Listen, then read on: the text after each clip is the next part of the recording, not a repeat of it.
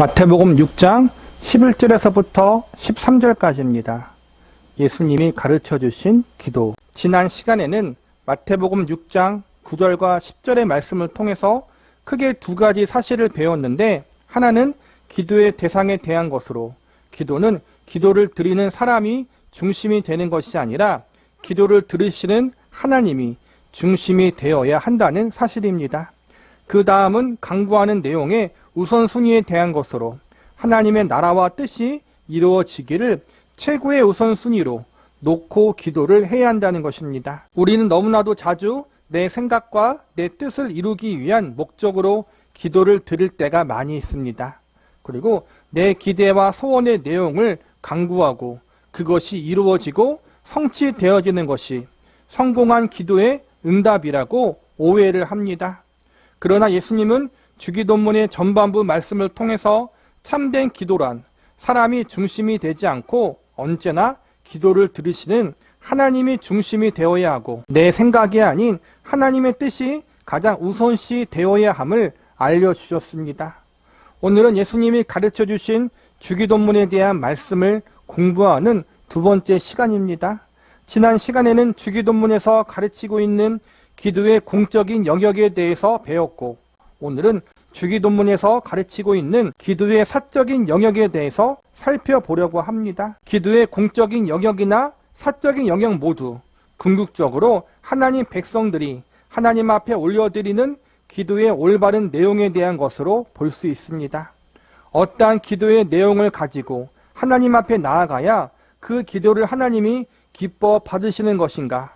하나님 보시기에 합당한 하나님의 백성들의 기도의 내용, 하나님 백성들이 하나님 앞에서 구해야 할 올바른 기도의 모범, 이것이 예수님이 가르쳐 주신 주기도문의 가장 핵심 주제라고 할 수 있습니다. 우리는 오늘 본문의 말씀을 통해서 사적인 영역의 기도에서 하나님 백성들이 기도해야 할 기도의 내용은 어떠해야 하는지, 그리고 그 속에 담긴 의미는 무엇인지 알아보는 시간을 가져보도록 하겠습니다. 첫 번째로 우리는 우리에게 필요한 것을 위해서 기도해야 합니다. 앞서 배운 주기도문 전반부 말씀에서는 공적인 영역에서의 기도, 하나님 나라와 하나님의 뜻이 이루어지는 것을 가장 우선순위로 하여 기도해야 한다고 배웠습니다. 그런데 오늘 배우게 될 주기도문 후반부 말씀에서는 우리에게 필요한 일용할 양식을 위해서 기도해야 함도 알려주고 계십니다. 본문 11절을 보시기 바랍니다. 오늘 우리에게 일용할 양식을 주시옵고, 일용할 양식은 우리가 이 땅에서 삶을 영위해 나가기 위해서 필요한 모든 것을 다 포함한다고 할 수 있습니다. 즉 예수님은 11절 말씀에서 하나님의 백성들은 의식주 문제를 포함하여 먹고 살아가는 문제를 위해서도 기도해야 함을 알려주고 계신 것입니다. 여기서 주의할 것은 크게 두 가지입니다. 하나는 너무 세속적인 것, 과도한 욕심에서 구하는 것을 조심해야 하며, 또 하나는 우리의 필요를 채워주시고 공급해 주시는 분이 누구인지를 잊지 말아야 한다는 것입니다. 신앙생활을 포함하여 기도생활에서 조심해야 할 것 중 하나는 너무 한쪽으로 치우치는 믿음을 가지는 것입니다. 예를 들자면 세속적인 욕심과 성공, 형통만을 위해서 기도하는 것은 기복주의적인 기도라고 할 수 있습니다. 반대로 하나님 중심의 기도 생활을 해야 하는 것이 중요하기 때문에 언제나 하나님의 나라와 뜻이 이루어지는 기도만 하는 것이 옳고, 개인의 필요를 위해서 기도하는 것은 잘못된 것이라고 여기는 것도 건강하지 못한 기도 생활이라 할 수 있습니다. 정리하자면 인간의 개인적인 기대와 소망만을 위해서 기도하는 것도 잘못된 것이지만, 반대로 아예 인간의 필요 자체를 부정하고 인간의 필요를 위한 기도를 안 하는 것도 잘못된 기도의 모습이 될 수 있다는 것입니다. 우리는 너무 한쪽으로 치우친 기도 생활을 조심해야 합니다.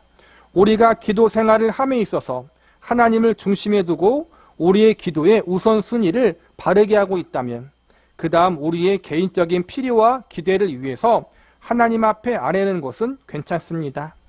기도에 대한 예수님의 가르침, 성경의 가르침은 하나님의 나라와 그의 의를 구하면 나머지는 구하지 않아도 하나님이 알아서 해주신다, 이것이 아닙니다. 하나님의 나라와 그 의를 구했으면 그 다음 우리 자신의 필요, 특별히 일용할 양식을 위해서도 기도하기를 잊지 말라고 가르쳐 주고 계십니다. 우리는 회사나 사업장에서 열심히 땀 흘려 일을 합니다. 그리고 그 일에 대한 대가를 받아 이 세상에서의 생활을 영위해 나갑니다. 그런데 예수님은 우리에게 일용할 양식을 주옵시고라고 강구하라고 가르쳐 주십니다. 이 가르침은 비록 내가 열심히 일을 해서 돈을 벌고 그 돈으로 가족의 생계를 유지하고 내 삶을 영위해 나가지만 내가 열심히 일하여 돈을 벌 수 있도록 내 삶의 모든 환경과 여건들을 주관하여 주시고 허락하여 주신 분이 하나님임을 기억하고 있어야 한다는 것입니다. 그러므로 일용할 양식을 위해서 하나님께 기도하는 것은 하나님이 우리의 필요를 채워주시는 공급자이심을 인정하는 것이며 한 발 더 나아가 하나님이 하나님 백성들의 인생을 책임지시는 분임을 잊지 말라는 의미도 포함되어 있습니다. 만약 지금 내가 속한 삶의 자리와 환경이 더 어려운 자리였다면 우리는 지금 우리가 누리고 있는 삶의 형편보다 더 힘든 삶을 살았을 것입니다. 최악의 경우 이미 삶을 포기할 수도 있었을 것입니다. 하나님이 우리에게 일할 수 있는 건강과 재능, 여러 삶의 정황들을 허락하여 주시지 않으셨다면 우리는 이를 통하여 삶을 영위할 수 없었을 것입니다. 그러므로 하나님 앞에 우리의 일용할 양식을 위해서 기도하라는 예수님의 가르침은 하나님이 우리의 필요를 공급해 주시는 공급자이시며 동시에 우리의 삶을 주관하여 주시는 주관자 되신다는 사실을 깨닫고 오직 하나님만 바라보고 의지하는 자리에 서는 하나님의 백성들이 될 수 있어야 함을 알려주고 계신 것입니다. 11절의 말씀, 오늘날 우리에게 일용할 양식을 주시옵소서. 이 주기도문의 내용을 읽고 묵상할 때마다 우리는 하나님만이 우리의 인생의 필요를 채워주시는 공급자이시며 우리 인생을 책임져 주시는 주관자 되신다는 사실을 믿는 믿음도 함께 고백할 수 있기를 바랍니다. 그러므로 우리가 인생을 살아가면서 세상의 다른 것을 붙잡고 의지하는 것이 아니라 우리 인생의 공급자 되시며 주관자 되시는 하나님만이 절대적으로 의지할 수 있는 저와 여러분이 되실 수 있기를 기도합니다. 두 번째로 우리는 죄 용서함을 위해서 기도해야 합니다. 본문 12절을 보시기 바랍니다. 우리가 우리에게 죄 지은 자를 사하여 준 것 같이 우리 죄를 사하여 주시옵고. 여기서 우리가 오해하지 말아야 할 것은 다른 이들이 우리에게 지은 죄를 우리가 용서해 준 것이 하나님의 저와 여러분의 죄를 사하여 주시는 근거가 될 수는 없다는 것입니다. 우리의 죄를 용서받게 되는 근거는 오로지 예수 그리스도의 대속의 은혜와 공로밖에 없다고 성경은 가르치고 있습니다. 그렇다면 오늘 12절의 말씀은 무슨 의미의 말씀일까요? 우리는 하나님과 예수님이 베풀어 주신 사랑과 은혜로 죄 용서함의 은혜를 받은 존재이니 그 사랑과 은혜를 받은 자답게 다른 이들의 잘못과 허물을 너그러이 용서해 줄 수 있는 삶을 살 수 있어야 한다는 것입니다.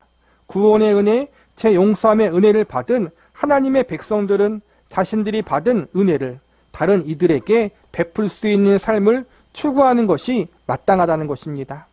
즉 12절의 말씀은 하나님의 은혜와 사랑을 덧입은 하나님의 백성다운 삶이 어떠해야 하는지를 알려주고 있는 것입니다. 이 용서의 문제는 하나님과의 교제, 그리고 하나님 백성들의 성숙의 문제와 연결되어 줄 수 있습니다. 우리가 하나님께로부터 죄 용서함의 은혜를 받은 자로서 다른 이들을 용서하는 삶을 살지 못한다면, 또한 다른 이를 미워하는 삶을 살게 된다면 하나님과 우리 사이에 깊이 있는 만남과 친밀한 교제가 막힐 수 있고 하나님의 백성으로서 건강하게 자라나고 성장해야 할 신앙의 성숙이 멈추거나 후퇴할 수도 있게 됩니다. 하나님 백성으로서 하나님과 깊이 교제하며 하나님을 알아가고 닮아가는 성숙한 자리로 나아가야 하는데 그것이 가로막히게 되는 것입니다. 그래서 예수님은 우리들이 하나님 백성다운 삶, 하나님과 친밀한 교제와 성숙한 믿음의 삶을 살아갈 수 있게 하기 위해서 오늘의 12절의 가르침을 주신 것입니다. 그런데 가장 큰 문제가 남아 있습니다. 그 문제는 바로 우리의 힘과 지혜와 능력으로 우리에게 잘못한 사람들, 우리의 마음을 아프게 한 사람들을 온전히 다 품어주고 용서할 수가 없다는 것입니다. 우리는 나에게 상처를 준 사람들에게 복수해주고 싶은 본능을 가지고 있는 존재들입니다. 나의 오른뺨을 때린 사람에게 우리는 주먹과 발길질로 대갚아 주고 싶어하는 죄악된 본성을 가지고 있는 존재들입니다. 그렇기 때문에 우리는 제일 먼저 우리의 믿음과 신앙이 성화되지 못했고 아직 우리의 인격과 성품이 미성숙하다는 사실을 받아들이고 겸손히 하나님의 도우심, 하나님의 간섭하심의 은혜를 구하는 자리로 나아가야 합니다. 하나님, 저에게 큰 상처와 아픔을 준 저 사람을 용서할 수 없습니다. 나를 배신하고 나의 뒤통수를 친 저 인간을 용납할 수 없습니다. 그러니 하나님 도와주시옵소서. 이렇게 하나님 앞에 기도하며 우리가 하나님 백성다운 삶, 특별히 다른 이들을 사랑하고 용서할 수 있는 그러한 삶을 살아갈 수 있도록 하나님의 도우심을 구해야 한다는 것입니다. 또 여기서 우리가 한 가지 더 기억해야 할 것이 있는데 그것은 하나님의 기준에 부합한 용서와 용납을 위해서는 반드시 하나님의 도우심의 은혜가 있어야 한다는 것입니다. 하나님을 믿지 않은 자들 중에서도 얼마든지 인격과 성품적으로 훌륭한 사람들이 있습니다. 자신에게 상처를 주고 아픔을 준 사람을 진심으로 용서해 주는 사람들이 세상에는 많진 않지만 분명히 찾으려면 찾을 수 있습니다. 자신에게 큰 피해를 준 사람을 용서해 준 사람들이 있다는 것입니다. 인간의 기준으로 볼 때 이러한 사람들의 용서와 화해의 모습은 대단해 보이고 아름다워 보일 수 있습니다. 그러나 여기서 우리가 알아야 할 중요한 사항은 이러한 용서와 용납의 모습이 아무리 아름다워 보일지라도 하나님의 시선과 기준에서는 자격 미달이 된다는 것입니다. 우리 스스로의 의지와 결심으로 어느 정도의 수준에 이르는 용서의 삶을 살 수는 있습니다. 심지어는 믿는 성도들보다 더 멋있고 아름다운 화해의 삶을 살 수 있습니다. 그러나 우리에게 중요한 것은 인간의 기준이 아니라 하나님의 기준입니다. 하나님의 기준에서 합당할 정도로 상대방의 잘못을 용서하고 용납해 주는 것은 인간 스스로의 노력과 의지로는 불가능합니다. 그러므로 12절 말씀은 인간 스스로 하나님이 기뻐 받으시는 용서의 자리, 사랑의 자리, 섬김의 자리에 나아갈 수 없다는 사실을 겸손히 인정하고 하나님의 도우심을 구하는 것이 하나님 백성들의 마땅한 자세라는 것을 알려주고 있는 것입니다. 내 기준에서 이 정도면 됐지, 내가 이렇게까지 했으면 나름 잘한 것은 아닌가, 스스로 이렇게 생각하면 그것은 착각이고 교만이 될 수 있다는 것입니다. 내 기준에서 받아들여지는 것이 아니라 하나님의 기준에서 받아들여져야 합니다. 하나님이 보실 때 이 정도면 됐다, 이렇게 하나님께 인정받고 통과받아야 한다는 것입니다. 그런데 우리 인간은 스스로 그러한 기준의 자리에 이를 수 없기에 하나님의 도우심의 은혜를 구하는 자리로 가야 하는 것입니다. 내가 내 스스로의 죄를 용서할 수 없듯이 다른 이의 잘못 역시도 내 스스로 온전히 다 용서할 수 없다는 사실을 우리는 겸손히 인정할 수 있어야 합니다. 그러므로 나의 죄를 용서하신 하나님의 은혜가 내가 다른 이들을 용서할 수 있는 자리에도 필요하다는 사실을 우리는 깨닫고 언제나 하나님의 은혜를 구하며 내 자신이 아닌 하나님을 더더욱 의지하는 자리로 나아갈 수 있는 저와 여러분이 되시기를 바랍니다. 세 번째로 우리는 죄의 유혹에 빠지지 않기 위해서 기도해야 합니다. 본문 13절 전반부 말씀을 보시기 바랍니다. 우리를 시험에 들게 마시옵고 다만 악에서 구하시옵소서. 우리는 이 땅에 살면서 여러 가지 시험을 당할 수 있습니다. 우리가 여러 가지 시험을 당하는 이유는 제일 먼저 우리가 온전히 성화되지 못한 미성숙한 존재이기 때문이고, 그 다음은 우리가 살아가는 이 세상이 아직까지 죄악이 관영한 세상이기 때문입니다. 우리는 지금 이미와 아직 사이에 긴장 관계 속에 살고 있습니다. 이미 구원을 받았지만 아직 구원의 완성은 이루어지지 않았습니다. 우리는 이미 예수 그리스도를 나의 구세주로 믿고 영접한 순간 우리의 죄가 사함받고 의로운 사람으로 거듭이 났습니다. 그러나 아직 우리는 완전한 성화를 이루지 못하였고 계속해서 우리의 삶에는 죄악된 모습들을 보이고 있습니다. 이미 구원을 받았지만 구원의 완성은 아직 이루어지지 않은 것입니다. 우리는 이처럼 이미와 아직이라는 긴장 관계 속에서 살아가고 있는 것입니다. 우리는 구원의 은혜를 받자마자 곧바로 온전한 성숙과 성화를 이루게 되는 그러한 존재들이 아닙니다. 우리는 이미 하나님의 은혜로 재용서함을 받고 하나님의 백성이 되었지만 아직까지 자주 넘어지고 쓰러지는 미성숙한 존재들입니다. 물론 우리 안에 구원의 역사를 시작하신 하나님은 예수 그리스도가 다시 오실 그날에 구원의 완성을 반드시 이루실 것입니다.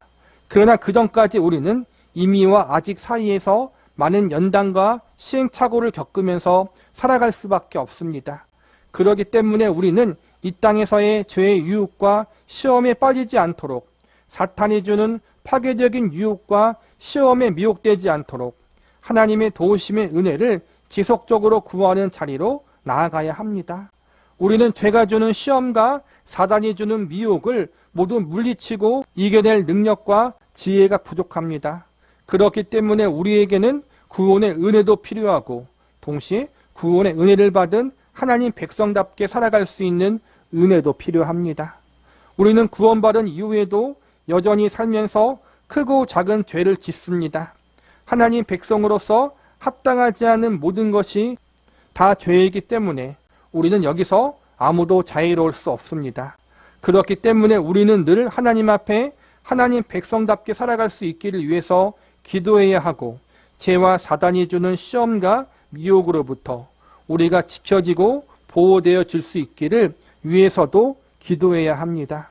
구원의 은혜를 받았어도 지속적으로 하나님의 은혜가 없으면 하나님의 백성다운 거룩한 삶을 살아나갈 수 없다는 사실을 깨닫고 언제 어디서나 항상 하나님의 은혜를 구하는 사람들이 되어야 합니다. 구원의 문제에서만 나는 나를 구원할 수 없는 것이 아니라 구원 이후의 문제, 하나님 백성다운 삶을 살아가는 문제, 죄와 악의 유혹과 미혹으로부터 나 자신을 거룩하고 순결하게 지키는 문제 역시 우리는 우리 스스로를 지키거나 보호할 수 없습니다.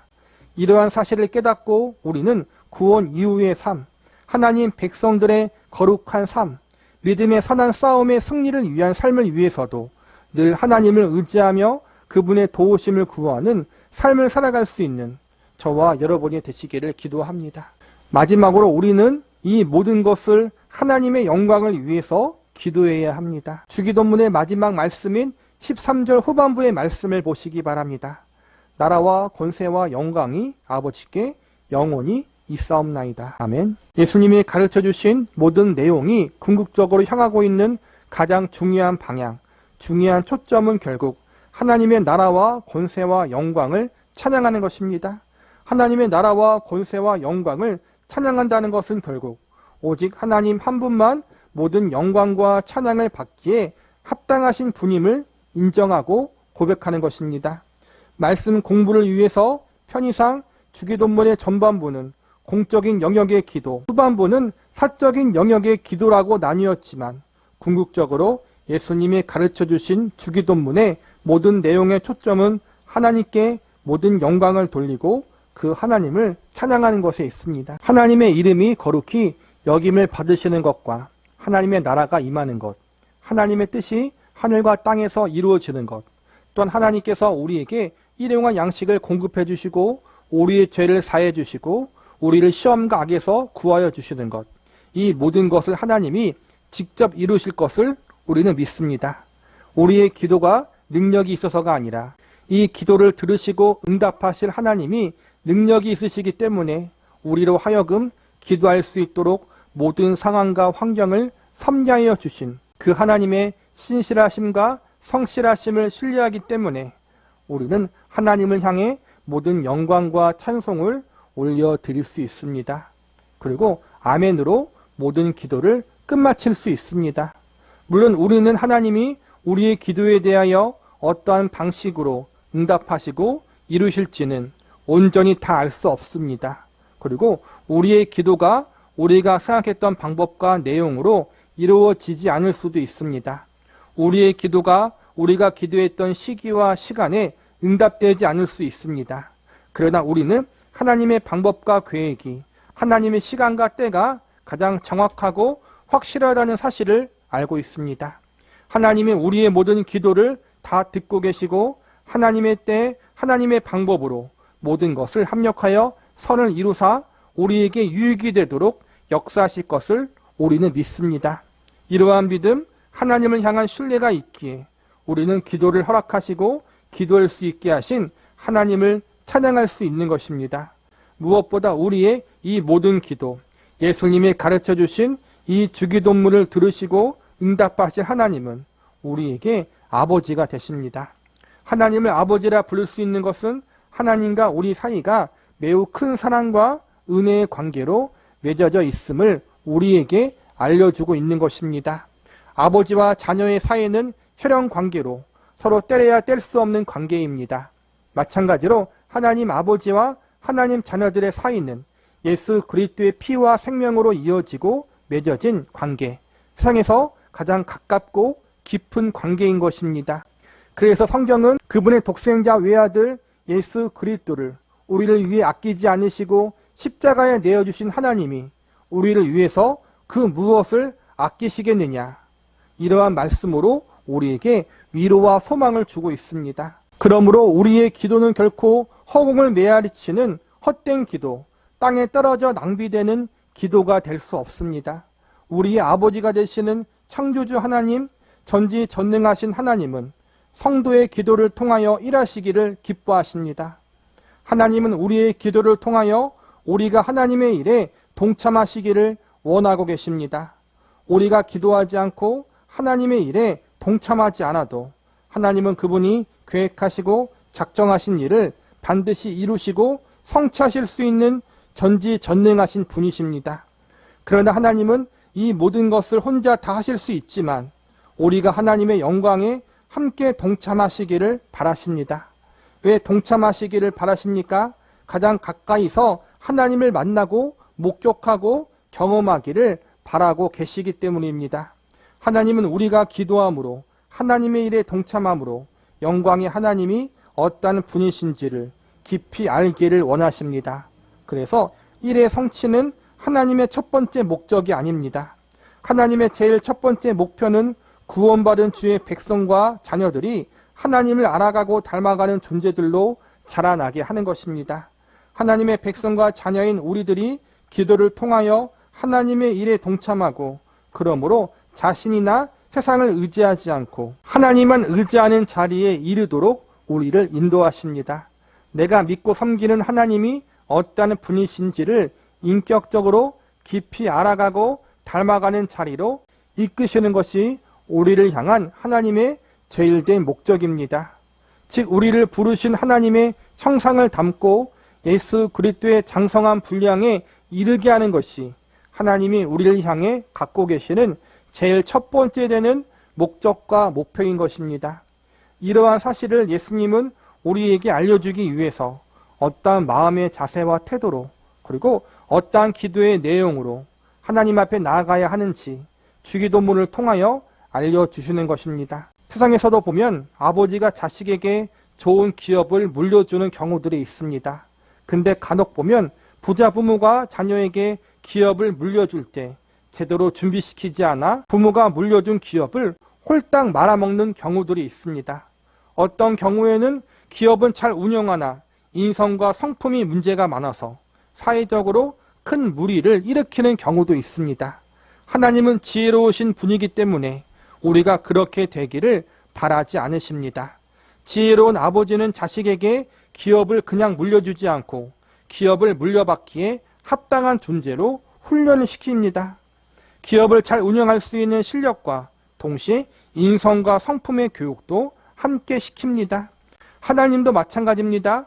우리가 천국의 기업, 하나님 아버지가 예비하신 하늘의 유업을 물려받기에 합당한 존재, 성하단 존재로 우리를 준비시키는 일을 우리들의 삶 가운데 진행하십니다.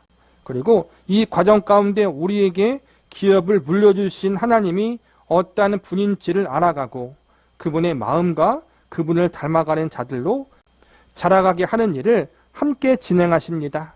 예수님이 우리에게 가르쳐 주신 기도, 주기도문에 이러한 놀라운 교훈과 의미들이 있음을 우리가 깨닫고 주기도문을 보고 읽고 묵상할 때마다 우리가 배운 주기도문의 말씀 속에 담긴 이 깊은 교훈과 의미들을 되새기며 우리의 기도를 받으시는 하나님을 더욱 깊이 만나고 알아가며 그분을 더욱 깊이 닮아가는 자리로 나아갈 수 있는 저와 여러분이 되시기를 간절히 바랍니다.